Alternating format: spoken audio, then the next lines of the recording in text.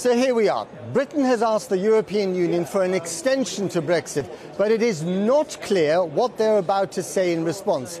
We're expecting press conferences any minute now. The scene is set for a crisis, MPs indicating that they still won't back the PM's deal, Theresa May insisting that she won't ask for a long extension, and the EU currently saying nothing except that they might convene an emergency summit next week. In Britain, over 1 million people have signed a petition in the last 24 hours calling for Article 50 to be revoked, a possibility that Jeremy Corbyn refused to rule out earlier. This is how the day unfolded here.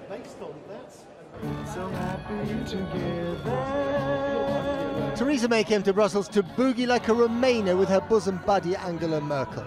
So much for the fantasy, so much for the mask.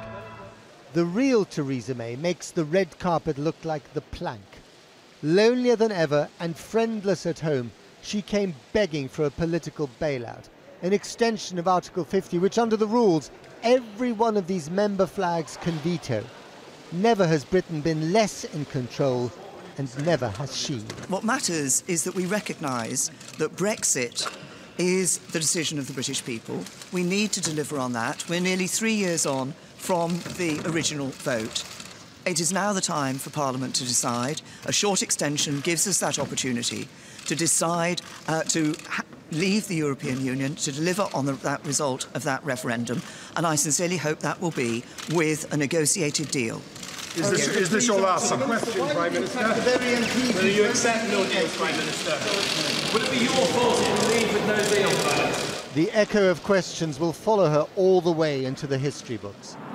Despite the glint in the glass, the mood here has shifted from thin hope to thick despair. Would you be prepared to sanction a longer delay of Article 50 if that meant avoiding a no-deal Brexit? Well, this is a hypothetical question in a hypothetical situation. It's all hypothetical at the moment. Yes. No. But we still need answers. There is one reality now, which is a letter by Theresa May asking for an extension if the British Parliament would vote yes next week to the deal. I think today, if the British Parliament would say yes, lock, stock and barrel, to the whole thing on the table. But even the table is missing, and if has become a very big word. And what happens if the deal is voted down in the House of Commons next week? Would you allow Britain to crash out without a deal? But I hope that if there is a positive vote next week, so that we have a deal. The deal has been But there may not be a positive vote. It really doesn't look like If there is no positive vote, we go in the direction of a no deal, yes. And you're prepared to put up with that? You're prepared for that eventuality? Yes. We are not the damage that will inflict. Yeah, exactly. You start again last every time. We are not the bad guys in that story. Huh? You are not the bad guys, neither. But who is the bad guy in the story, out of interest? The people who told to the voters that Brexit would be something which would happen like that would be no consequence. If there wouldn't be any consequence, and if there would be no interest for the UK to keep connected to the European Union, this would have been done in 2 weeks. We are speaking since months and years now about this exit strategy, and so it's all the people who lied before are responsible. Plenty of bad blood, and it was left to President Macron to put the boot in. We do respect what the Prime Minister and the Parliament are making, but we have to be clear. We can discuss and agree on an extension, if this is a technical extension, in case of a yes vote on the agreement we negotiated during 2 years. In case of no vote or no, directly, it will guide everybody to a no deal, for sure. They really want to get off Brexit and talk about all the other stuff that matters. Huddling with a club that will miss her and her country less and less.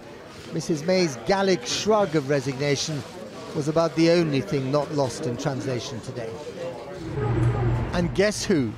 Like a matinee surprise in another building, Jeremy Corbyn, the man who hopes to walk on the red carpet soon. He's just spent an hour with Michel Barnier and Commission bigwigs, promising to deliver where Theresa May has failed.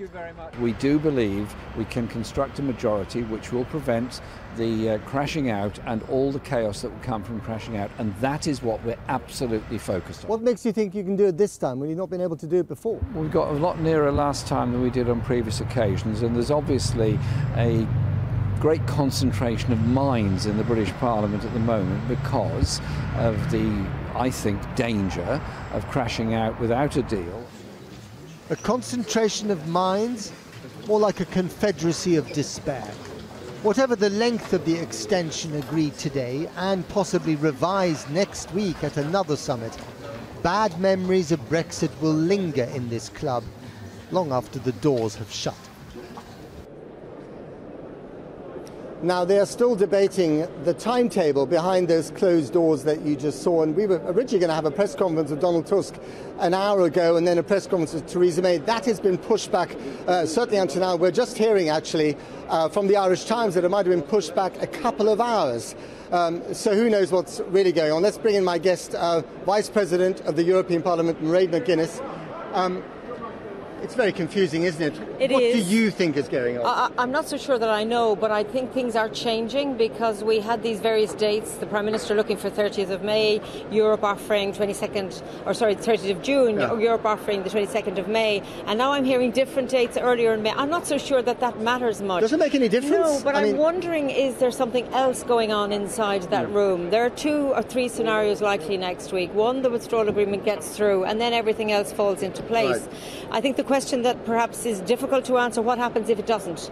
Do we see a 4th meaningful vote, or do we then have a scenario where both the Prime Minister needs to look at a different timeline, or she goes for a no-deal Brexit? Nobody wants that. Maybe in that room they're discussing the consequences of the withdrawal agreement not getting through the House of Commons a 3rd time. And that's why this is going on much longer than people had anticipated. I heard the word special configuration. I don't know what they mean. So I think that things are unfolding here. And maybe there is wisdom in trying to have different scenarios depending on how things go in the House of Commons, so that we're not shocked and unprepared for a no vote again, and that we have some sight of another option rather than no deal, which the House of Commons doesn't want. Talking of shocked and unprepared, the impression that I really got here quite strongly for the first time, in these buildings, is that European leaders are now reckoning that a no-deal scenario, even if they're saying the opposite, is the most likely scenario,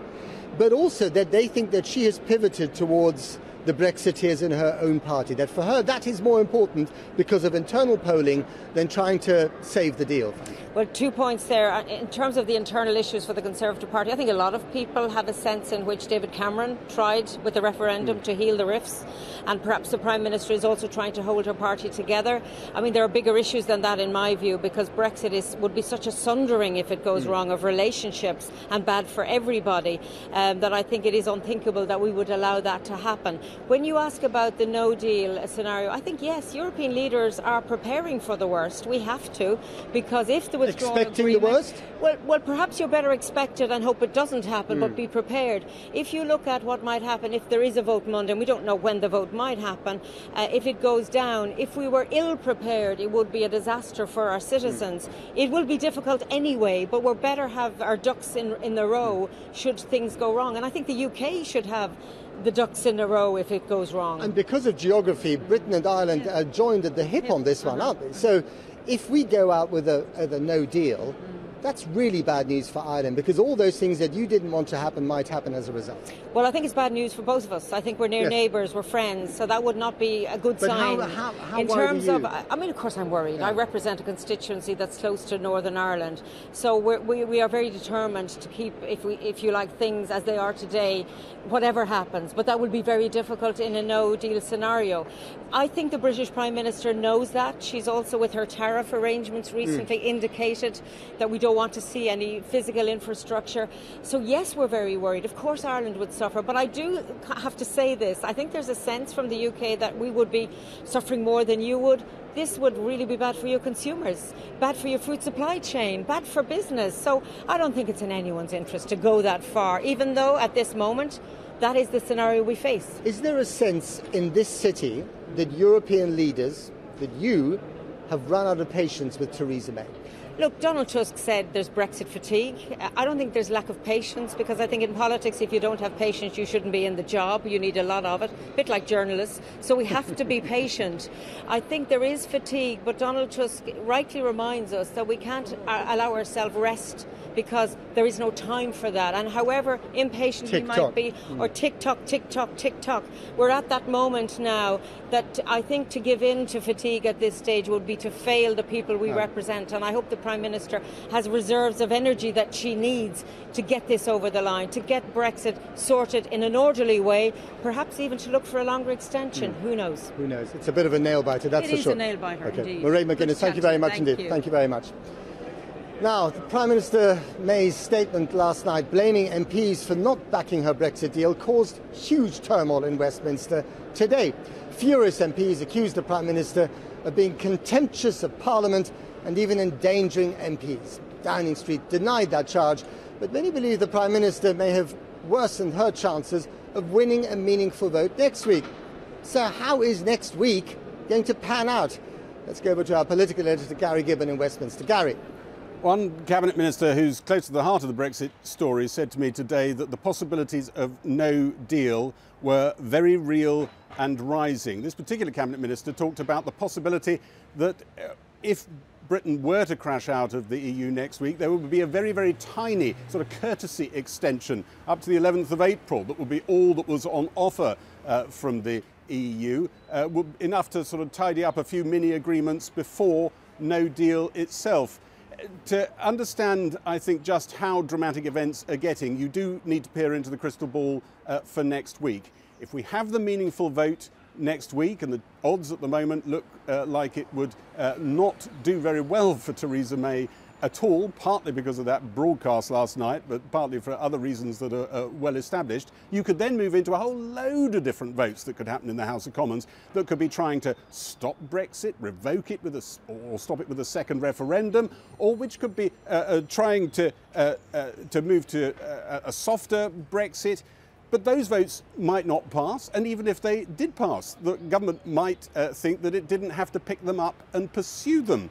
There's another vote that's being talked about, though, tonight, and that, because the Prime Minister has raised the prospect of her deal or no deal, is a vote of no confidence. If her deal goes down, it is very possible that the Leader of the Opposition might feel that's the moment to reach for a vote of no confidence. It only requires now, remember, just a handful of Tory MPs to change sides, and that vote of no confidence passes 2 days before the Brexit deadline. If you thought this week was pretty alarming and rudderless, well, next week, viewers of a nervous disposition really might want to look away.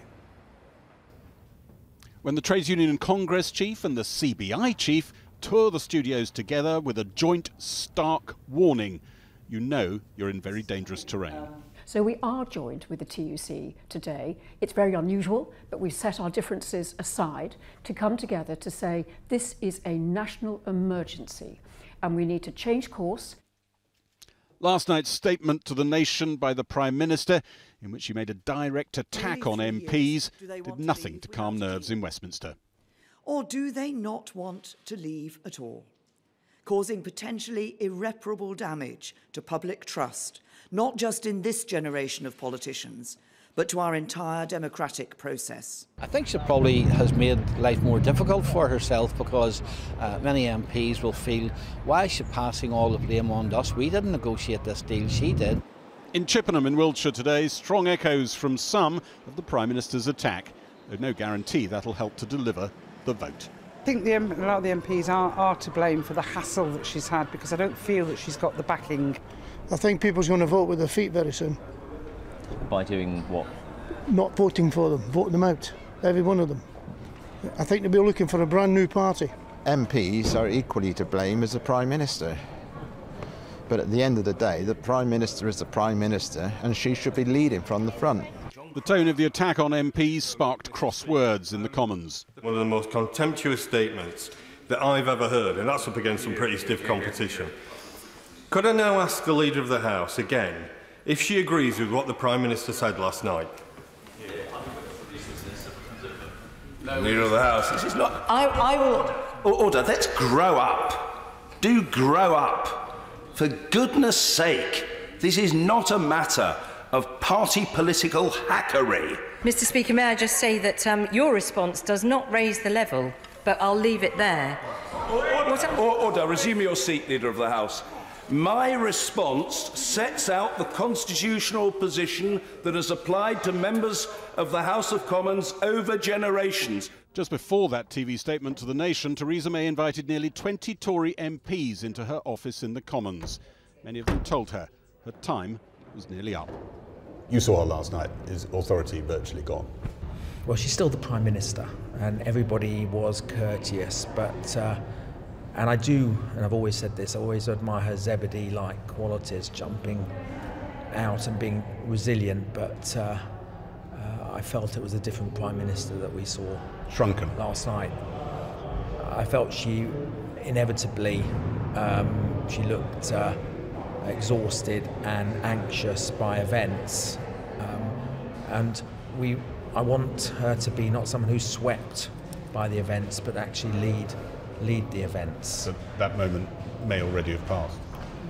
Well, we're going to find that out next week. We asked an expert on the EU and an expert on the British Constitution how a momentous week ahead could pan out. After Theresa May's statement on Monday, the government could hold the meaningful vote on Tuesday, and it's expected to fail. Indicative votes could follow on Wednesday, in which support for a customs union, joining the single market, a second referendum, a long extension to Brexit might all be tested. The Prime Minister said in Prime Minister's questions yesterday that if the House rejected her deal again on a meaningful vote, it would be for the House to decide what happened next. So it suggests as though she's going to give it over to the House. But the government isn't bound to follow a motion. It's just political pressure to do that. So and the pressure could be quite hard, because I think if the government said it wanted to pursue no deal or drifted towards no deal, there'd be a motion no confidence put forward by the opposition. Quite a lot of Tories would vote for it, the government would fall. So I don't think Parliament would allow a government to proceed towards no deal. Thursday we've got the European Council sitting there, a jury in judgment, and gives us 2 or 3 weeks to manage us towards no deal. And they think there is a serious possibility that that is where things are heading. The issue of how bad would no deal be, there are clearly nuances amongst them, or even worse than nuances, quite bad divisions. The French, the Spanish, some others are giving us the impression they're quite relaxed about no deal. It might even be a good thing to get shot of us. But other countries, particularly Ireland, but also Germany, the Nordics, the Baltics, the Poles, would give anything to keep the British in if they could. They'd be happy to have a long extension, so in the hope that the British might change their mind and have another referendum. Friday should have been a day's holiday for Parliament, but it could be one of the most important days in recent British political history. I think that sort of Friday could be a very sort of long, maybe not so good Friday that we face as the UK comes to terms with whatever has come out of that European summit. The stopwatch could really be on Friday in a way that I wouldn't be unimaginable. And maybe that on Friday, Parliament may face some pretty unpalatable choices given to it by the European Council the day before. And Parliament may have to decide to accept something that many of its MPs don't want to do in order to avoid no deal, and that may be a very dangerous and difficult day for everybody. Some MPs are finding getting clarity from the Prime Minister on the stark choices ahead isn't an easy task. Do you think she actually knows, hand on heart, what happens the other side of defeat next week? No. I have to say I feel very dispirited and unsure of where we're being led. One face of Parliament's most famous symbol was uncovered today. The secrets of how this crisis unfurls are unknowable. Gary Gibbon in Westminster. As we heard, the trade unions and CBI joined forces today to warn that the UK is facing a national emergency. They have written to the Prime Minister demanding that a Plan B is drawn up to avoid a no-deal departure in 8 days' time. Carolyn Fairbairn, Director General of the Confederation of British Industry, and Francis O'Grady, the General Secretary of the TUC, are here in the studio. How big a national emergency? I mean, it's pretty rare for anyone to talk about a national, but for the two of you. How big? Well, I think that we're hearing what a political crisis is. It's an economic crisis as well. I've been with businesses this week talking about their preparations for no deal. They are not ready. The impact on our economy of a no-deal Brexit would be a wrecking ball for ordinary people's lives. It's why we're here together. We're talking about people's jobs and lives. So the paramount importance now is to avoid no deal. And it will take compromise, leadership from the front, which is why we're here together today. I mean, one of the issues here, which is rather sad in a way, because many, many of your members will have voted to leave, particularly in the north and the more deprived areas of the country. It's a very, very confusing picture. We know that, in fact, a majority of people at work and 6 in 10 trade unionists voted Remain. But that means that we've got 40% who voted Leave.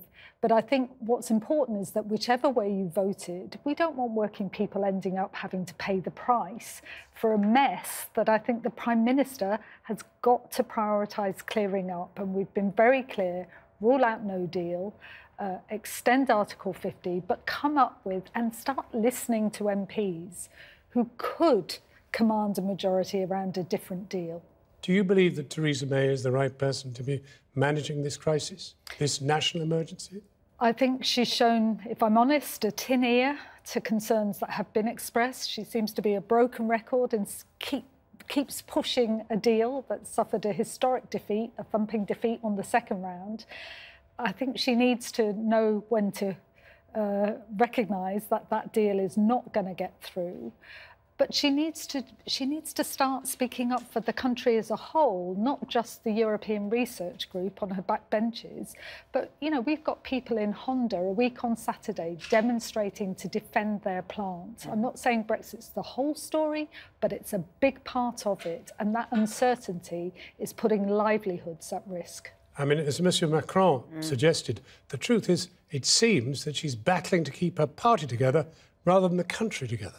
Well, I think that the country has to now absolutely come first. And the red lines that have been laid out need to be revisited to be able to create that compromise. Viewers won't remember what red lines are. Well, they were in blood early on, and they have prevented a compromise being reached. Now, business has actually been absolutely clear that they want to make Brexit work. They are not trying to fight Brexit, but they are trying to create an environment where they can continue to trade, they can grow, they can succeed, and that's the national interest that we're talking about here today. Well, I mean, does Mrs May have to pledge that she will not tolerate a no deal? We think so. We think so. If you Both look, of you. It's clearly reckless. And, you know, this isn't a political game. This is about people's jobs, their livelihoods, their rights at work.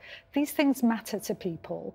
It shouldn't be something to use as a threat or to try and bully people into voting for a deal that is going down. Instead, we need to find a new deal that prioritises jobs and workers' rights. This is sort of civil society calling now through you. I mean, to get the country back on track? Well, I think that what we have all been doing is we've been listening to what businesses have been saying, and I speak to so many now who've got plans in their bottom drawer for supply chains that move out of the UK, for factories that they will close. Those voices have to be heard now. That's why we're talking about emergency, and it is about leading from the front. That's why we've written to the Prime Minister herself. We think she can and must, over the next few days, change course and start bringing compromise in Parliament and lead the country out of this. So, I mean, if we fall out next Friday, or not much later than that, what is the effect? I don't think she'll be able to blame MPs for that. I think she's got a direct and personal responsibility. She's the elected Prime Minister of this country. A way forward could be found. We know that's possible. She's got to give MPs the opportunity to take those indicative votes, to try and craft a consensus and a compromise way forward that is a good deal for ordinary people. We're not sure compromise is in her vocabulary. But Only 4% of businesses we've asked have said they're ready for no deal. It will be chaos and it will be about people's jobs and lives. And what do you make of what's going on in Brussels at the moment? I mean, they do seem extremely frustrated with this. Well, I think that is enormously alarming, to hear the emotion in people's voices, to see the febrile atmosphere. I think that concerns business even more. And that's why we need the leadership that can cut through that and get us out of this mess. Well, thank you both very, very warmly. It's very rare to have the CBI and the TUC in the studio at the one time, so thank you both. Let's get some reaction now from MPs. A Labour MP and chair of the House of Commons Brexit Committee, Hilary Benn, is in Westminster, and in his constituency of Welwyn-Hatfield is Conservative MP Grant Shapps. Grant Shapps, could I just ask you first, is Mrs May going to win the vote next week? Almost certainly not. 4 or 5 things would have to come together. Obviously, winning over the Speaker to allow her to do it. She'll probably get there because the EU will give her a piece of paper to allow that to happen, some legal document. Then the DUP, then some of the ERGers who might follow the DUP, then probably 15 to 20 Labour MPs. She only won 3 of them last time. And then I think there's a group of another quite significant sized group who'll say they won't support her deal unless there's a different negotiating team doing the future agreement. So that's a lot of ifs before you get to a yes with that deal. Hilary Benn, you could hear the things which are going on in Brussels, and I'm wondering, therefore, if she doesn't win next week, what happens? Well, the European Council will meet again, it seems, next Thursday. But this is a full-blown national crisis, which, with a government that is rudderless, that is living a hand-to-mouth existence. And the first priority, because in a crisis you need to work out what is the most urgent thing to do. And the first priority, for the sake of the nation, is to ensure that we get an extension. And therefore, if the EU offers the UK an extension, if it involves having to take part in European Parliament elections, then I think it needs to be accepted by the Prime Minister. The fact she asked for a short one, when previously the Deputy Prime Minister had warned that a short one-off extension would be damaging and reckless. I don't think that rises to the scale of the task. What is a realistic one? How will viewers know that some decent date has been achieved? Well, which brings me on to the second priority, which is to enable Parliament, John, to begin to see whether there is an alternative approach which can command a majority. For 2 3/4 years, the government has failed to reach out across the House of Commons. It has failed to try and create consensus. The Prime Minister laid out her red lines and she has refused to move an inch. And a group of us as cross-party MPs have put down an amendment for Monday to give us the chance on Wednesday to start that process. But indicative votes are only relevant if we have ensured that we do not crash out with no deal on Friday. Well, Grant Shapps, I mean, there is talk of a vote of confidence next week. Do you expect such a thing? And do you believe, as an MP, that MPs will take back control next week? Well, on the first point, obviously it's up to the leader of the opposition or any other party if they want to call a vote of no confidence. I suspect that still wouldn't pass, despite some of the murmurings following the Prime Minister's speech last night that Conservatives would somehow support it. I certainly wouldn't. I don't expect others would. And, you know, on the second part of it, if you think this has been a mess, which clearly it has been, the last several months with an executive, a cabinet, a government running the business of the House, if not controlling the outcome of the votes, you wait till you see what it's like when Parliament itself takes control, if that was what was to happen. For the simple reason, I was speaking to Oliver Letwin, who I know has been working with Hilary and others on motions to try and achieve this, and it's quite possible, we both think, that there isn't a majority in Parliament for any given Brexit outcome. So the idea that giving the power to Parliament will solve it is quite simply untrue. I think it will make us even more rudderless than today, which is a frightening thought. Well, Grant Shapps and Hilary Benn, thank you both very much indeed. I hope bringing you out into the outdoors hasn't taken more of your voice away.